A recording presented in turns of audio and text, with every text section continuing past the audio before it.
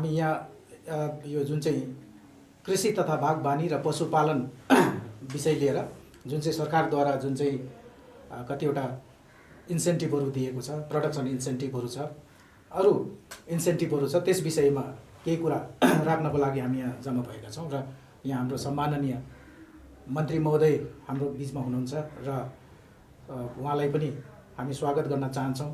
साथमा हाम्रो पशुपालन विभागको सचिव हुनुहुन्छ, सेक्रेटरी एनिमल हस्बेन्ड्री, साथै यहाँ हाम्रो बिचमा जतिजना तपाईँ प्रेस एन्ड मिडिया हुनुहुन्छ तपाईँ सबलाई स्वागत जनाउँदै मेरो पोर्सनमा पर्ने अलिकति मैले भन्नुपर्ने चाहिँ कुराहरू चाहिँ यो प्रोडक्सन इन्सेन्टिभ स्किम भनेर भनेको छ।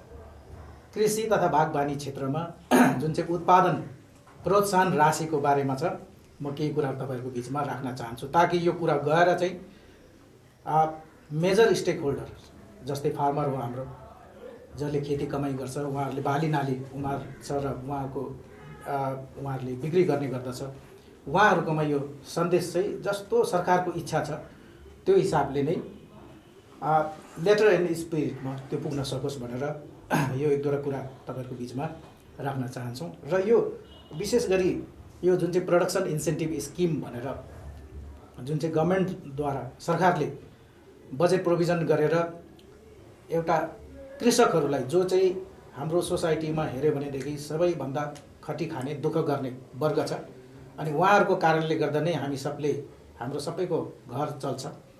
अनि उहाँहरूलाई चाहिँ उहाँहरूको जुन चाहिँ अब तर एट द सेम टाइम उहाँहरूको के छ भनेदेखि उहाँहरूले अहिलेसम्म धेरै सफर पनि गरेको छ। यो चाहिँ अब ग्लोबल क्षेत्रमा होस् कि नेसनल लेभलमा होस् या त स्टेट लेभलमा होस्, अहिले उहाँहरूलाई धेरै तकलिफ छ, धेरै समस्याहरू थियो। अनि यसको निवारण हुन सकोस् र प्रोडक्सन पनि एउटा जुन चाहिँ कृषि छ, एग्रिकल्चर एन्ड हर्टिकल्चर पनि एउटा भायबल र एउटा feasible alternative source of income हुन सकोस् र यो हुन सक्छ भन्ने साबित गर्नको लागि उहाँहरूलाई सहयोग गर्नको लागि जुन चाहिँ यो प्रोडक्सन इन्सेन्टिभ कन्सिभ गरेको छ स्टेट गभर्मेन्टले गरेको छ। र यसरी यसलाई लास्ट इयरको फेक एन्डतिर भनौँ, सेकेन्ड हाफमा भनौँ, लास्ट इयर 2021मा चाहिँ यसलाई बजेट प्रोभिजन गरेर पोरैदेखि लागू भएको हो। र यसमा 5वटा क्रप सुरुमा 5वटा क्रपलाई इन्ट्रोड्युस गरेको थियो र यो 5वटा क्रप चाहिँ यो लार्ज कार्डमम भनेर भनिन्छ, यो अलैँची, त्यहाँदेखि अदुवा, यो टर्मरिक हर्दी, अनि सुन्तला र बकविट फापर, यो 5वटामा थियो। अनि मुख्यमन्त्री महोदय स्वयंले रम्फू खेल मैदानमा जुन चाहिँ एउटा ठुलो प्रोग्राम भएको थियो त्यहाँनिर टोकन होइन, त्यो जुन चाहिँ फर्स्ट 4-5 बेनिफिसिरिजलाई चाहिँ उहाँको बाहुलीबाटै नै चेक हस्तान्तरण गरेको थियो। र त्यसपछि चाहिँ हामीले टिल 31 मार्च 2021 जति रकम हुन्छ हामीले एराउन्ड 34 लाख चाहिँ डिबिटीको मार्फत फार्मरहरूलाई हामीले बाँडिसक्यौँ, त्यो गरिसक्यौँ। र तर त्यसपछि चाहिँ फेरि के भयो भनेदेखि यो जुन चाहिँ प्रोत्साहन राशि धेरै 5वटा क्रपलाई मात्रै गर्दाखेरि यो जनमुखी हुन सकेन भन्ने खालको एक खालको इम्प्रेसन थियो र पक्कै पनि हो, किनभने यो 5वटा क्यास क्रपलाई मात्रै गर्दाखेरि, फोकस क्रपलाई मात्रै गर्दाखेरि सिक्किममा अब हेऱ्यो भनेदेखि जुन चाहिँ एग्रो क्लाइमेटिक जोन छ, यो एउटै डिस्ट्रिक्टमा सबै खालको एग्रो क्लाइमेटिक जोन हुन्छ। अन्त यो 5वटा क्रप चाहिँ एउटा सर्टेन बेल्टमा रेन्जमा मात्रै हुने गरेको कारणले गर्दा कतिवटा बेल्ट छोडिने, एग्रो क्लाइमेटिक जोन छोडिने हुँदाखेरि चाहिँ हाम्रोमा सागसब्जीको कुरा पनि आयो। अनि यो सागसब्जीलाई पनि अरूलाई पनि यसमा इन्क्लुड गर्ने सरकारले निर्णय लियो र सरकारले निर्णय लिएको अनुरूप ताकि फार्मर सबै यो चाहिँ एउटा के हुन सकोस् भने चाहिँ एक्सेसिबल टु एभ्रीबडी, यो इन्सेन्टिभ चाहिँ हुन सकोस्, एभ्री फार्मर हुन सकोस् भन्न खातिर यो गरिएको छ। र यसो हुँदाखेरि यसमा नयाँ क्रप थपिएको चाहिँ जस्तै बन्दकोपी छ, फुलकोपी छ, हरियो मटर छ, डल्ले खोर्सानी, अनि गाजर, मुला र किवी। अनि यसमा पुरानो 5वटा क्रपमा पनि रेटहरू रिभाइज भयो, रेट धेरै रिभाइज भएको छ, कोहीमा 2 टाइम्स, कोहीमा त 10 टाइम्स, 5 टाइम्स भनौँ न, 5 टाइम्ससम्म रिभाइज भएको छ। अनि नयाँको पनि नयाँहरूमा पनि रेटहरू राम्रो रेटहरू लगाइएको छ। अनि तपाईँहरूलाई यो रेट पनि म भनिदिन चाहन्छु। लार्ज कार्डमम अलैँचीमा पहिला 20 रुपियाँ थियो भने अहिले 100 रुपियाँ भएर गएको छ प्रति किलो। अदुवामा त्यसरी 20 रुपियाँ भएको छ, हर्दीमा 10 रुपियाँ, सुन्तलामा 20 रुपियाँ, बकविट अथवा फापरमा 10 रुपियाँ। अनि रहेको अब नयाँ आज के अरे 1 अप्रिल 2021 देखि यो नयाँ यो जुन चाहिँ फाइनेन्सियल इयरमा पाउने कुरा छ त्यो चाहिँ त्यसमा चाहिँ कोपीमा बन्दाकोपीमा 5 रुपियाँ, फुलकोपीमा 7 रुपियाँ, ग्रिन पिज भनेपछि हरियो मटर कोसा मटरलाई 7 रुपियाँ 8 रुपियाँ माफ गर्नुहोस् 8 रुपियाँ, चेरी पेपर अथवा यो डल्ले खोर्सानीलाई 20 रुपियाँ, क्यारट 7 रुपियाँ, रेड यो मुला 7 रुपियाँ, किवीलाई चाहिँ 25 रुपियाँ छ। अनि यो प्रकारले गरिएको छ। र अर्को चाहिँ के हो भनेदेखि अब कतिवटा क्रपको अथवा यो कतिवटा यो जुन चाहिँ उत्पादन छ यसको त दाम नै कति ठाउँमा त त्यति नै हुन्छ। जस्तै अब बन्दाकोपी फार्म गेटमा झन्डै 5 रुपियाँ 6 रुपियाँमै बेच्छ फार्मरले कोही बेला ग्लट प्रोडक्सन भयो भने। तर यो जुन चाहिँ सहुलियत पाउँछ, जुन चाहिँ इन्सेन्टिभ पाउँछ, यसले चाहिँ उनीहरूलाई कोही बेला चाहिँ त्यो डिस्ट्रेस सेल गर्नु पर्ने तापनि कतिवटा कारणले गर्दाखेरि, तर अहिले डिस्ट्रेस सेल गर्नुपर्ने त त्यस्तो स्थिति छैन। किनभने इभन पेन्डेमिकले पनि एग्रिकल्चर हर्टिकल्चरलाई कुनै प्रकारको एडभर्स इम्प्याक्ट धेरै पार्नु सकेन। अब certain percentage here and there भयो होला, तर मेजोरिटी हेऱ्यो भनेदेखि पार्नु सकेन। यसमा सपोज कुनै दिन केही भएर डिस्ट्रेस सेल गर्नु परे तापनि गभर्मेन्ट सपोर्टले उहाँहरूलाई चाहिँ एकदमै यो प्रोडक्सन जुन चाहिँ खेती छ रिम्युनरेटिभ बनाइदिन्छ। उहाँहरूलाई लस चाहिँ कुनै हिसाबले पर्दैन, तर उहाँहरूलाई एउटा सस्टेन गर्नुको लागि मद्दत गर्नेछ। र यसमा अब यो जुन चाहिँ सहुलियत छ यो चाहिँ इन्सेन्टिभ छ। यो इन्सेन्टिभ चाहिँ फार्मरले मात्रै पाउँछ यो, अनि बिचमा मिडलम्यान व्यापारी त्यस्तोले पाउँदैन। तर त्यसको लागि एक दुईवटा नियम छ। अनि त्यो नियम चाहिँ के भनेदेखि चाहिँ यो जुन चाहिँ प्रोडक्सन इन्सेन्टिभ छ यो चाहिँ बिक्री गर्दाखेरि चाहिँ बजारमा लगेर सिधै बेच्नु भएन, किनभने त्यसको चाहिँ मोनिटर गर्नु सक्दैन।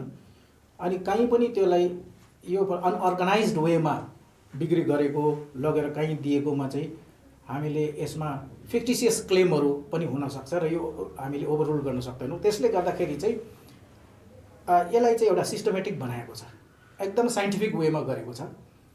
र यसलाई के गर्न सकिन्छ भने कसैले पनि फार्मरले चाहिँ जब उत्पादन गर्छ त्यो उत्पादनको बेलामा उनीहरूले खेती लाउँदैखेरि हाम्रो एकदमै डिस्ट्रिक्ट मात्रै होइन सब डिभिजनदेखि लिएर ब्लक लेभलसम्म हाम्रो मान्छेहरू छ, इन्सपेक्टर छ, भिएलडब्ल्यू छ, अनि अरू जतिजना हाम्रो इम्प्लोइजहरू छ उहाँहरू छ।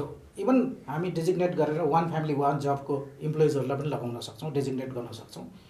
उहाँहरूकोमा गएर चाहिँ उसको बारी चाहिँ देखाउनु पऱ्यो कि यहाँ मैले यति क्रप लगाएको छु। अनि त्यति गरिसकेपछि त्यो त्यहाँ रेकर्डमा आउँछ। अनि हामीले यो क्लेम जब पछि क्लेम आउँछ, क्लेममा पनि सर्टिफिकेट एउटा भर्नुपर्छ फार्मरले। मैले यति मेरो जमिन छ, यो आधार नम्बर यो हो, ब्याङ्क एकाउन्ट नम्बर यो हो, अनि भनेर यो सबै डिटेल्सहरू छ, कतिवटा डिटेल्सहरू उहाँहरूले एनेक्सरमा भरेर दिनुपर्छ। अनि त्यो भरिसकेपछि चाहिँ त्यहाँदेखि त्यसपछि अर्को टियर छ, अर्को लेभल छ जसमा चाहिँ हाम्रो फिल्ड लेभल अफिसरले त्यसलाई अथेन्टिकेट गर्छ। त्यसपछि डिस्ट्रिक्ट लेभलमा एउटा कमिटी पनि छ। तर यसलाई हामीले हेर्दाखेरि त थुप्रो खालको कम्बर्सम प्रोसेसहरू देख्छ, तर यसलाई हामीले सरलीकरण गरेको छ, सजिलो हुन्छ यो, त्यसमा कुनै खालको डिफिकल्टी छैन, हाम्रै मान्छेहरू छ सबै। अनि डिस्ट्रिक्ट लेभलमा पनि कमिटी छ, त्यो कमिटीले फाइनली त्यसलाई स्क्रुटिनाइज गर्छ र क्लेमलाई पास गर्छ। अनि पैसा हामीसित छ, अनि पैसाको लागि सरकारले हामीसित बजेटमा राखिदिएको छ, कुनै प्रकारको त्यसमा प्रब्लम हुँदैन पैसा रिलिजको लागि। अनि यसमा के छ भनेदेखि अब बारी फर्स्ट त बारी हुनु पऱ्यो उसकोमा, उसले खेती गरेको हुनु पऱ्यो, बारी मात्रै होइन उसको खेती गरेको हुनु पऱ्यो, नभएदेखि चाहिँ अर्काकोबाट ल्याएर मेरो भनेर बेच्ने हुन्छ। अनि यसमा व्यापारीले पाउँदैन, किनभने व्यापारीले पायो भने त व्यापारीले गाउँभरिको सोरसार गरेर उसले लग्यो भने उसले फाइदा उठाउँछ, अनि लास्ट माइल जो चाहिँ छ व्यापारी फार्मर त्यो डिप्राइभ हुन्छ। अनि त्यो पनि छ। अनि अर्को चाहिँ यसमा होर्डिङ पनि पाउँदैन। होर्डिङ भनेको चाहिँ सबको सोरसार गरेर 1 जना 2 जनाले बेच्ने पनि यसको चेक एन्ड ब्यालेन्स छ। अनि यसमा चाहिँ पर क्रप चाहिँ 30,000 रुपियाँ मात्रै। अब 12वटा क्रप छ अहिले, 5वटा प्लस 7वटा जोड्दा 12 भयो। 12वटामा चाहिँ यो जुन चाहिँ उत्पादन छ यसमा चाहिँ एउटा क्रपमा चाहिँ खालि 30,000 मात्रै पाउँछ। 30,000 भन्दा बेसी बेसी भयो भनेदेखि चाहिँ, किनभने डर चाहिँ के हुन्छ भने अरूको पनि सोरेर बाठोले चाहिँ ल्याएर बिचमा मेरो भनेर बेच्ने डर हुन्छ। त्यसले गर्दाखेरि सिलिङ छ 30,000, अनि 30,000देखि उँभो चाहिँ भयो भने उसको 40-50 हजार जति नै क्लेम भयो भने पनि 30मा गएर सिलिङ लाग्छ एउटा क्रपमा। त्यसपछि सबै मिलाउँदा 12वटा क्रप मिलाउँदाखेरि चाहिँ उसको अब 2 लाख 3 लाख भयो भने 1 लाखमा गएर चाहिँ सिलिङ हुन्छ। 1 लाखमा चाहिँ 1 लाखभन्दा बेसी चाहिँ पाउँदैन त्यसो, किनभने यो सबले पाउनु पर्यो। अनि जब यो कुरा हामीले पहिला कुरा गऱ्यौँ, एउटा समयमा आएको थियो 1 किलो 2 किलोलाई नदिउँ, एउटा मुनि पनि राखौँ, एउटा फ्लोर बेन्चमार्क राखौँ, माथि पनि सिलिङ। अनि त्यति बेला मन्त्री महोदय स्वयंले भन्नुभयो होइन यो त सानो फार्मरलाई सहायता गर्ने हो, त्यसरी हुँदैन, कम्तीमा चाहिँ 1 किलो बेजोस् दिनुपर्छ। किनभने मुनि फ्लोर बेन्चमार्क राख्यो भने चाहिँ कतिजना चाहिँ त्यहाँबाट आउट भइहाल्छ, अन्त गर्दाखेरि त सानो मान्छे त मर्ने भयो। अनि उहाँकोले एकदमै वाइजली हामीलाई भन्नुभयो कि हुँदैन त्यसरी, मुनि चाहिँ जति होस्, बरु माथि चाहिँ अब होर्डिङ बचाउनुको लागि फिक्टिसियस क्लेमबाट बाँच्नुको लागि चाहिँ सिलिङ लगायो भनेदेखि चाहिँ मान्छेले गाउँभरिको जम्मा गरेर कहीँ फिक्टिसियस क्लेमहरू फ्रडुलेन्ट क्लेम गर्यो भने पनि उसको लागि चेक एन्ड ब्यालेन्स त्यहीँ भइहाल्छ र उसलाई फाइदा हुँदैन। त्यसले गर्दाखेरि यो छ। अनि त्यसपछि चाहिँ यो जुन चाहिँ जो यसमा क्लेमहरू आउँछ अनि क्लेमको स्क्रुटिनीको च्यानल छ, अनि कतिबाट चाहिँ मार्केटिङ गर्नुसक्छ, कहाँ कहाँ चाहिँ लाने भनेर भन्दाखेरि चाहिँ हाम्रोमा सरकारद्वारा प्रमोट गरिएको एफपिओजहरू छ। एफपिओज फार्मर्स प्रोड्युसर्स अर्गनाइजेसन भन्छ। अनि यो थुप्रो एफपिओ छ, 28वटा त एमओबिसिटीमा बनिएको छ। त्योभन्दा अरू एफपिओ पनि छ, नबार्डले बनाउँदैछ, अरूले पनि एजेन्सीले बनाएको छ। अनि यो एफपिओजहरूमाथि धेरै सरकारले खर्च पनि गरेको छ, टाइममा इक्विटी पनि दिएको छ, गाडीहरू दिएको छ, धेरै हेल्प गरेको छ, ताकि उहाँहरूले चाहिँ फार्मरकोबाट सामान किनेर मार्केटिङ गरोस्, भ्यालु एडिसन गरोस्, सपोर्ट गरोस् भनेर। अन्त यो बेला चाहिँ अब यो टाइम आएको छ कि उहाँहरू चाहिँ आएर उहाँहरूको थ्रुबाट मार्केटिङ गराइदिनु पर्यो फार्मरको मार्केटिङ। किनभने त्यो जुन चाहिँ एफपिओ छ त्यही गाउँहरूमा छ। अनि एफपिओले कहीँ भएर केही गरेर एफपिओबाट उम्क्यो भने पनि हाम्रोमा एफपिओदेखि रहेको कोअपरेटिभ सोसाइटिजहरू छ। सिक्किममा धेरै कोअपरेटिभ सोसाइटिज, एमपिसिएस छ, अनि कन्ज्युमर कोअपरेटिभहरू छ, अनि अरूलाई पनि हामीले जस्तै पोल्ट्री ग्रोर्स कोअपरेटिभ छ तर एनिमल हस्बेन्ड्रीसित रिलेटेड हो, तरै पनि उहाँहरूले चाह्यो भने रेजिस्टर्ड हो, उहाँको डकुमेन्ट अडिटेबल हो, अनि उहाँहरूले पनि गर्न सक्छ, उहाँहरूको थ्रुबाट गर्नु पर्यो। अनि फार्मरले फेरि कोअपरेटिभमा गाउँमा हुँदैन, कोअपरेटिभले दाम दिँदैन भन्ने खालको कुराहरू होला। अनि त्यसमा चाहिँ अब कुन प्रकारले हुन्छ हामी त्यसको मोडालिटिजहरू वर्कआउट गर्दैछौँ। अनि कोअपरेटिभले अब तर जसो गर्दा पनि फार्मरले लगेर जस्तै अलैँची 1 बोरा लगेर 1 मन लगेर बेच्दाखेरि उहाँले त 4,000 रुपियाँ त त्यसमा अलगै पाउँछ। व्यापारीलाई लग्यो भने उसले जति लगेर बेच्यो त्यही मात्रै उसको प्राइस हो, फाइनल अल्टिमेट हो। तर व्यापारी नलगेर कोअपरेटिभको थ्रुबाट त्यसलाई रुटिङ गरेर कोअपरेटिभको मार्फत बिक्री गर्यो भने, एफपिओको मार्फत बिक्री गर्यो भने उहाँहरूले त्यसमा अलैँचीको केस हेऱ्यो भने 4,000 रुपियाँ चाहिँ प्रति मन्ड 40 केजीमा 4,000 रुपियाँ, 100 किलो बेच्यो भने 10,000 रुपियाँ, त्यो चाहिँ अलगै पाउँछ। र उसको लागि त्यो पनि एउटा it will be very good reason to route the marketing through this agencies. त्यहाँदेखि अर्को छ अझै हाम्रोमा गभर्मेन्ट फ्रुट प्रिजर्भेसन फ्याक्ट्री छ, अनि अरू नेरामेकहरू भन्नेहरू छ, अरू एजेन्सिजहरू पनि छ जसले उहाँहरूले पनि गर्नु सक्छ। यो गभर्मेन्ट फ्रुट प्रिजर्भेसन फ्याक्ट्रीले डल्ले खोर्सानी धेरै कन्ज्युम गर्नु सक्छ, अचारहरूको लागि अदुवा किन्न सक्छ। अनि उहाँहरूले जस्तै फार्मरले ल्याएर गभर्मेन्ट फ्रुट प्रिजर्भेसन फ्याक्ट्री सिङताममा लगेर डल्ले खोर्सानी बेच्यो भनेदेखि 20 रुपियाँको दरले त्यहाँ त उहाँलाई त त्यसै मार्जिन अलगै पाइहाल्यो। अनि उहाँहरूले सर्टिफिकेट जब हामीलाई दिन्छ यो फार्मरले यति बेचेको छ भने subject to the ceiling per crop and in aggregate त्यो गरिसकेपछि उहाँहरूले त्यो पनि पाउँछ र त्यो उहाँहरूको लागि त्यो पनि त्यो पाराले फाइदा छ। अनि अर्को चाहिँ हाम्रो बिचमा धेरै सेल्फ हेल्प ग्रुपहरू पनि छ। अहिलेसम्म सेल्फ हेल्प ग्रुपको चाहिँ अर्डरमा पसेको त छैन। अनि मन्त्री महोदयले अस्ति कुरा गर्नुभएको थियो उहाँहरूलाई पनि इन्भल्भ गर्नुपर्छ होला भनेर। तर हामी यस विषयमा चाहिँ सरकारको मन्जुरी भयो भने यसलाई हामी प्रोसेस गर्छौँ र हाम्रोमा सिक्किममा झन्डै 5,000 जस्तो सेल्फ हेल्प ग्रुप रहेछ। अनि उहाँहरू पनि यो मार्केटिङ माध्यम बन्नु सक्छ। तर अल्टिमेटली तर मार्केटिङ एजेन्टको लागि पनि के फाइदा छ भनेर आउँछ। सबले मान्छेले सोध्छ पहिला हामी यत्रो गर्छौँ मार्केटिङ गर्छौँ के पाउँछ भनेर प्रश्न त्यही आउँछ। बिना फाइदा त अब गर्नु नमान्ला। फर्स्ट एन्ड फरमोस्ट चाहिँ गभर्मेन्टले उहाँहरूलाई केही दिएन भने पनि मार्केटिङ एजेन्सीको टर्नओभर बढ्छ तपाईँको। अनि जति टर्नओभर बढ्छ उहाँहरूको अब उहाँहरूको अब एउटा रिकग्निसन पनि भयो। अर्को चाहिँ त्यसमा मार्केटिङको मार्फत उहाँहरूले नाफा कमाउने काम पनि हुन्छ, उहाँहरूको क्यापिटल पनि बढेर जान्छ। र अनि जब त्यो क्यापिटल राम्रो हुन्छ, कोही बेला धेरै स्किम यस्तोहरू हुन्छ गभर्मेन्ट अफ इन्डियाको स्किमहरू, इक्विटी म्याचिङ उहाँहरूको म्याचिङ गर्दाखेरि चाहिँ टर्नओभरमाथि या प्रफिटमाथि यो कुराहरूमाथि बेस गर्ने हुन्छ र उहाँहरूले त्यसै पनि उहाँहरूको क्यापिटल अपलिफ्टमेन्ट हुने हुन्छ। अनि अर्को चाहिँ के हो भनेदेखि यसपालि चाहिँ हामीले मार्केटिङ एजेन्सिजहरूलाई पनि 2% अफ इन्सेन्टिभ चाहिँ सहुलियत राखिदिएको छ, इन्सेन्टिभ राखेको छ। उहाँहरूले पनि गर्दाखेरि 2% जति इन्सेन्टिभ फार्मरले पाउँछ त्यसको 2% चाहिँ उहाँहरू मार्केटिङ एजेन्सीले पनि पाउँछ र उहाँहरूलाई पनि 2% यो बोनस जस्तो उहाँहरूको लागि त्यसै पनि उहाँहरू फाइदामा हो। यो फाइदा उहाँहरूको लागि 2% एक्स्ट्रा गभर्मेन्टले डिसाइड गरेको छ राखिदिने। अनि यो प्रकारले अब यो इन्सेन्टिभहरू फार्मरकोमा जाने प्रबन्ध मिलेको छ र हाम्रो अब हामीले यसलाई अझै हामी एजुकेट गर्दै जान्छौँ फार्मरलाई।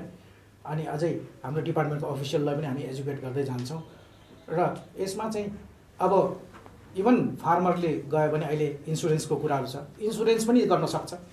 भर्खरै हामीले भयङ्कर एडभर्टिजमेन्ट देख्दैछौँ, पेपरहरूले क्यारी गरेको छ। 1300-1400 रुपियाँ तिरेर 63,000 को आलुको नोक्सानी इन्सुरेन्सले कभर गर्यो भन्ने कुराहरू।